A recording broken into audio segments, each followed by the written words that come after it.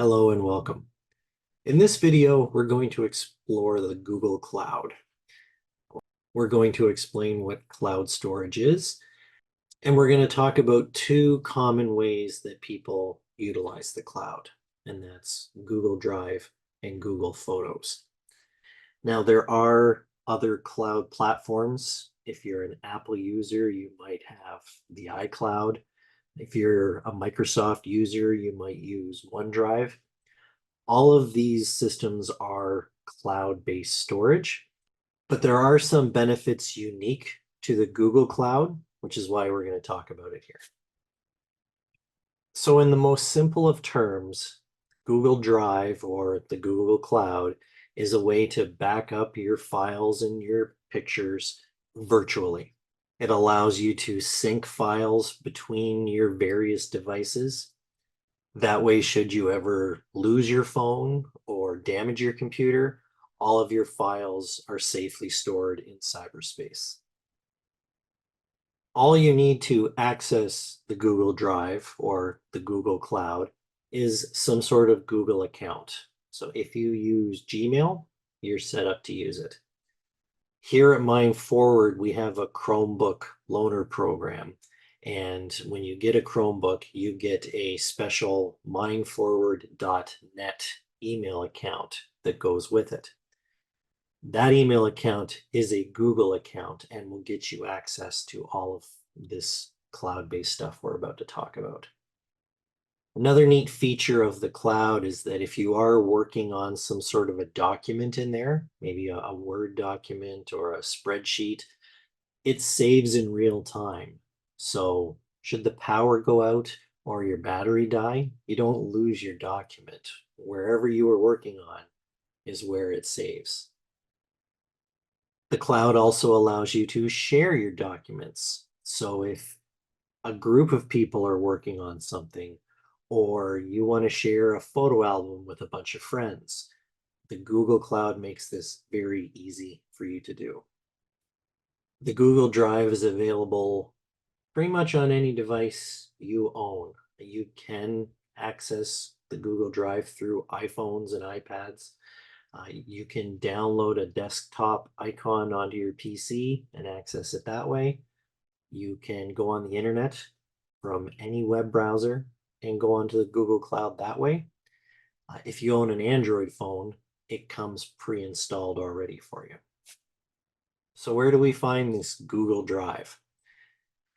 Just like all Google software products, if you go to the Google homepage on the internet, type in google.ca, you'll come to the Google homepage, and in the upper right-hand corner are going to be 9 dots, and we call this the waffle. You can see it above my head here.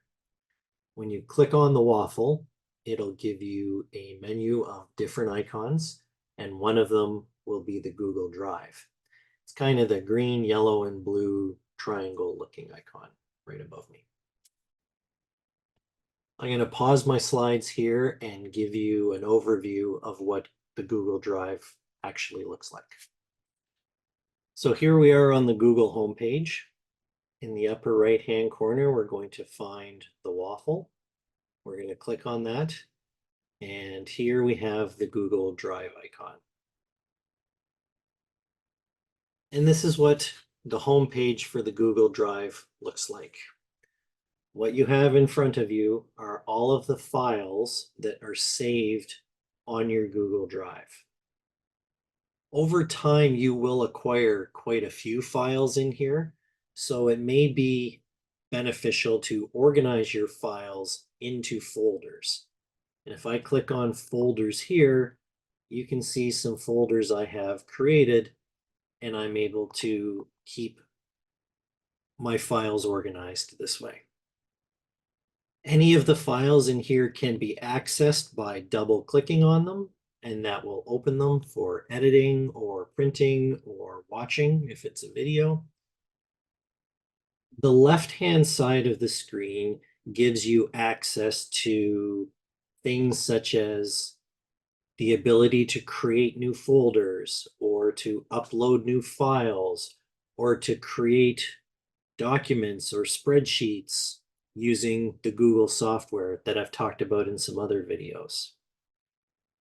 Additionally, you can access other Drive features, such as shared files and folders.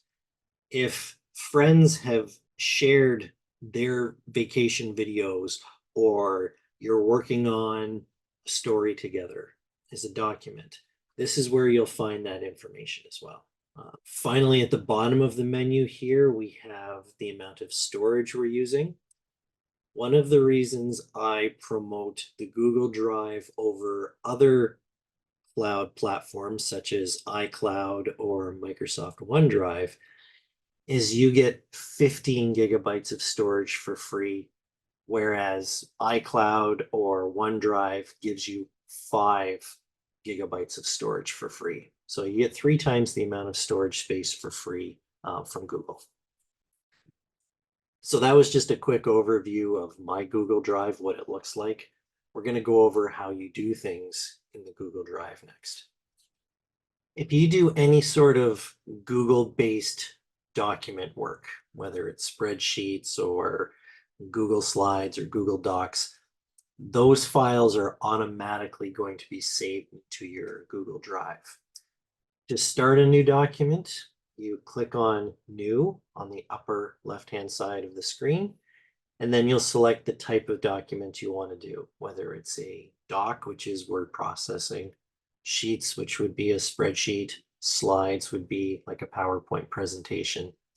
If you click on one of the files you have in your Google Drive, it'll automatically open up Google Docs for you to work on it. And if you've used Microsoft Word or other word processing programs, it's going to look almost identical and feel very comfortable to use. And it's free. So when you create a new document, the word processor program will open up and you can start typing. Once you're finished, you can just close it off. You don't have to hunt for the save button. It does it automatically. Adding or uploading files to your Google Drive is very easy. If you're using a PC computer, you can click and drag your files right from your desktop onto your Google Drive and save them. Let's say you get an attachment in an email and you want to save that to your Google Drive. Where the attachments appear on your email, you'll see these two icons. The little downward pointing arrow means you want to download the file onto that device. And then you'll see the Google Drive triangle beside that. If you click on the triangle, it will save it directly to your Google Drive. If you have files on your phone and you want to save those files to your Google Drive, find the file, usually using the file app on your mobile device. Find the file that you want, and there'll be 3 dots beside it. When you click on those 3 dots, another menu will pop up, and you'll have the option to back up this file to Google Drive. You can use Google Drive from an iPhone. Now, iPhones are set up to use the iCloud. So the first thing you have to do is install the Google Drive onto your iDevice. Go into the App Store, find Google Drive, download it. You have to set up a Google account to use. So create a Gmail account, tie that to your Google Drive, and then you're ready to start backing things up. From an iPhone, when you want to upload a file, find the file you want, and then you're looking for the upload button. And it's the thing that looks like a square with an arrow pointing up. When you click that, it's going to ask what you want to do with that file. And you're going to get a list of icons as options, and you'll want to scroll through them until you find the one that looks like the Google Drive. Hit that, and it will upload the file for you. If you want to download files from your Google Drive, if you're on a PC or a Mac computer, just find the file you want, right-click on it, and you have the option to download it. If you're on a mobile device, find the file you want, click on the 3 dots, and you have the option to download it to your mobile device. If there's files on your Google Drive that you want to get rid of, you can right-click on them and select the remove option, or you can drag the files directly into the trash can icon and get rid of them that way. Now, if you use your Google Drive quite a bit for backing up files, you will notice that that home screen gets very messy. So creating folders is a good way to keep your files organized. That way you can put all of your recipes together or all your tax information together. Creating folders is very straightforward. You click on that new icon on the main screen, you select folder, you give your folder a name, and then it will appear on the main screen of your Google Drive. From there, you can just click and drag any files you want into that folder. You can even have folders inside folders. So you could have tax information and then have taxes from 2023, 2022. If creating folders sounds too complicated, the other option you have is a search bar. And you can see above my head here, there's a bar that says search drive. And you can type in the name of the file, any wording that appears in that file. So let's say you've created a document that talks about fishing. If you type fishing into that search bar, it's going to show you that document because the word fishing appears in it. Cloud drives like this make collaboration easy as well. If you're working on a file with somebody, you can share it with them. The share icon is the one that looks like a stick person with a plus sign beside them. It will then prompt you who you want to share the file with and type in their name or their email address, and it will allow you to share the file with them. When a file is shared with someone, they're able to edit or view whatever it is you wish to share with them. If you like things to happen automatically, you can set up your Google Drive to back up folders and files from your mobile devices or your computer. Depending how much information you want backed up, this process can take some time. So once you hit start backup, it's going to tell you how long it's going to take. If this is your first time backing up the photos off of your computer or off of your phone, it can take hours. So be prepared for the time investment. So let's talk about photos. When you're in your Google Drive, you're not going to see the pictures that you're backing up or that you're syncing. It's a little confusing. You need a separate app to manage your photo backup, and it's called Google Photos. It's free, comes preloaded on Android devices. You can download it on iDevices as well. Google Photos not only manages the syncing and backing up of all your photos, but it has other great features like the ability to edit your photos, to share your photos, to order photos to be printed. It's a good piece of software for what we need when it comes to photos. You can tell your mobile device to back up your photos through the Google Drive or through the Google Photo app directly. To back up photos, open the Google Photos app. You'll click on your name or the first letter of your name and that's going to get you into the settings. And the very first setting is backup. By default, backup is off. Once you turn it on, it is then going to go ahead and back up all of your photos from that device into the Google Cloud. It is possible to back up or sync your photos from an iDevice to Google Photos. You just have to download the Google Photo app and create an account. I apologize, the title on this slide is a little messy. Once your pictures and videos are backed up into Google Photos, you can then delete them off your device to free up some space, knowing that they're safe in the cloud.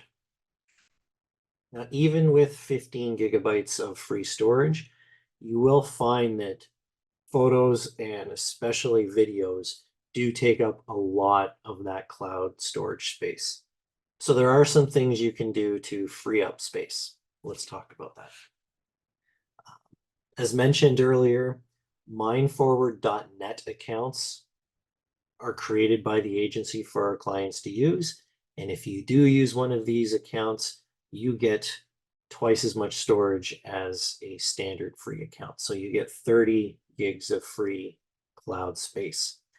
If that is something that you're interested in, talk to a member of the MindForward team to get you set up with a mindforward.net account. They're free for our clients. If your Google Drive is getting full, there is a piece of software called Google Takeout. It's free to use, that allows you to save all of the files from your Google Drive and download them in one big folder.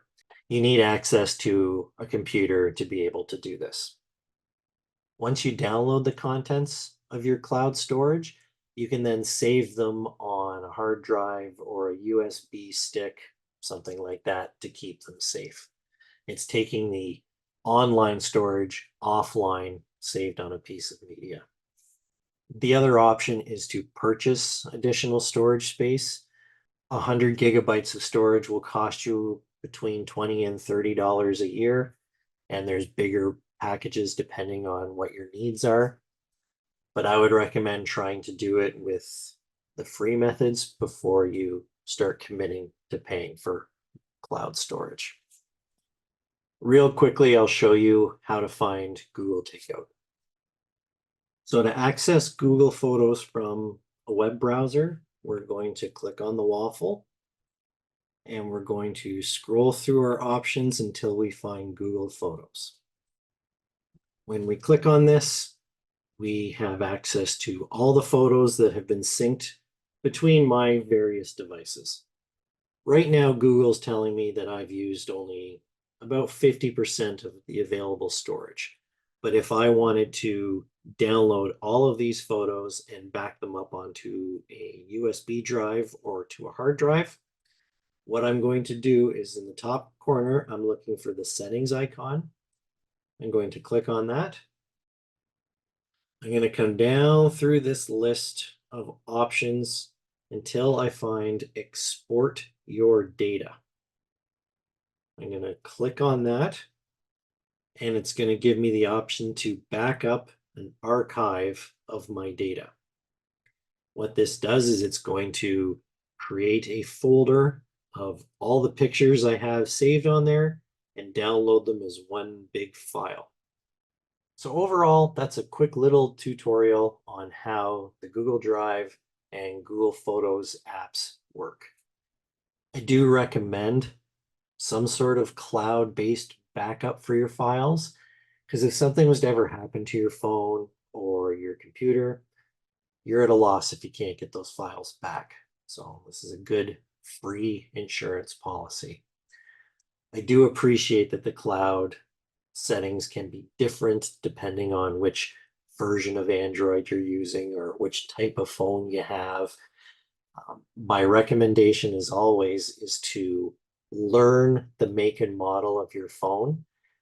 And then when you're struggling, go on YouTube and type in that make and model along with your question. So going to YouTube and saying, how do I upload to Google Cloud, is different than saying, how do I upload to Google Cloud using an iPhone 12? You're going to get screens that look the way they do on your device and information you're able to follow along with a little easier. Overall, I hope you found this useful. And as always, thanks for watching. We'll see you on the next one.